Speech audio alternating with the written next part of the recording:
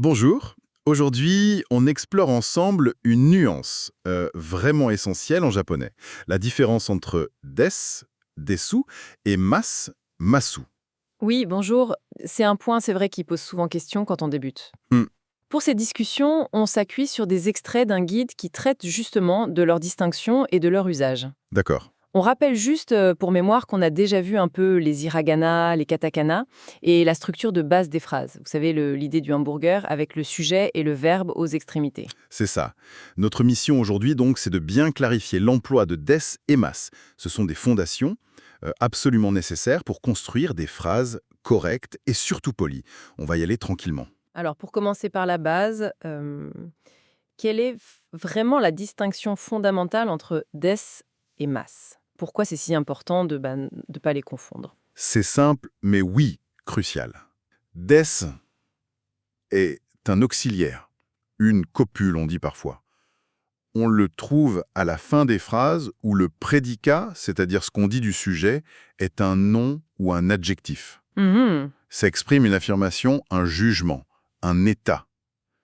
C'est ceci. Il est comme ça. D'accord. Et mas alors? Alors, mas, lui, c'est différent. C'est la terminaison qui marque la forme polie des verbes. C'est une forme conjuguée, qu'on appelle la forme en mas. Ça indique une action, mais de manière polie. Je vois.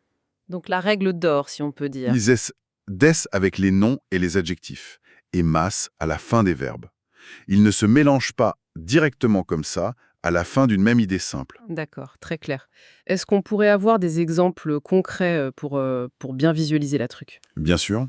Alors, après un nom, pour dire ce que c'est, ou où c'est, kokoa wa watashi no besso desu. Kokoa wa watashi no besu desu. Ici, c'est ma villa. Ou un autre.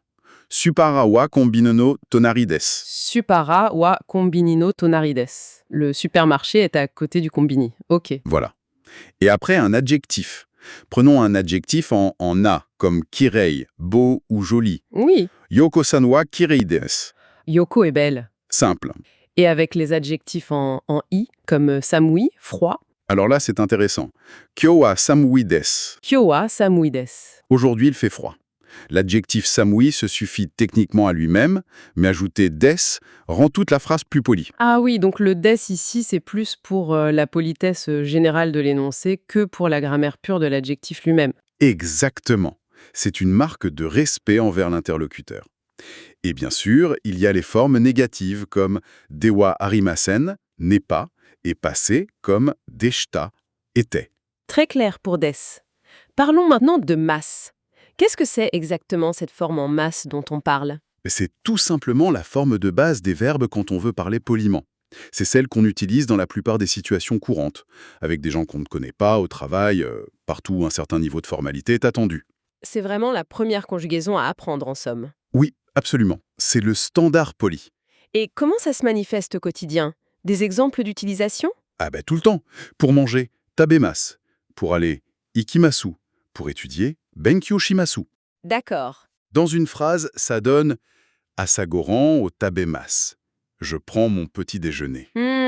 Ou gakko e ikimasu, je vais à l'école. Hmm. Ou encore kaisha de hatarakimasu, je travaille à l'entreprise. Ne pas utiliser la forme en masse dans ces contextes, ça peut vraiment sonner un peu sec, voire impoli. Je vois.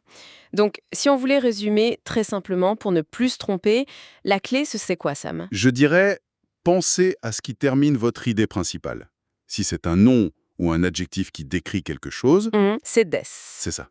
Si c'est une action que vous décrivez et que vous voulez être poli, C'est la forme en masse du verbe. voilà. Et surtout, on retient jamais de verbe en masse suivi directement par des. D'accord. Donc, pour synthétiser notre exploration, des, ça sert à décrire ce que quelque chose est, associé aux noms, aux adjectifs. Oui, Et mas, ça sert à exprimer poliment ce que l'on fait, associé au verbe.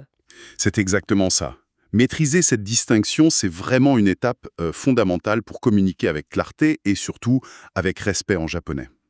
C'est intéressant parce que maintenant que cette différence est plus claire entre décrire un état avec des et exprimer une action avec mas, Oui, je me demande comment cette nuance entre la description et l'action accomplie pourrait influencer peut-être plus subtilement la perception de la politesse, Hmm. au-delà de la règle de grammaire pure, je veux dire. Ah, c'est une excellente question. Comment le choix entre être, état, et faire, action, dans la forme polie pourrait colorer l'interaction, peut-être en termes d'engagement, de distance? Exactement. C'est une piste à méditer, je trouve. Une très bonne réflexion pour continuer à creuser. Merci beaucoup de nous avoir suivis pour cette discussion.